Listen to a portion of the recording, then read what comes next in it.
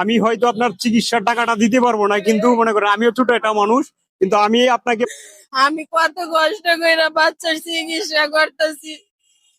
আমার এই জন্য মেডিকেলে ভর্তি হয়েছি, পানি ফুটানোর কলসিটা নাক ফুটার আগে বিক্রি করে আমি বাবু ট্রিটমেন্ট করতেছি। এখন আমার হাতে একটা টাকাও নেই যে বাবুকে মেডিকেলে ভর্তি হবো।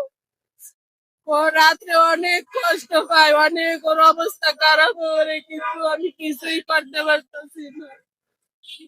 তো যারা যারা আমাদের ভিডিওটা দেখতেছেন, অন্তত পক্ষে ভাই 10 টাকা 5 টাকা করে হইলো ভাই ওনাকে মানে সাহায্য করবেন।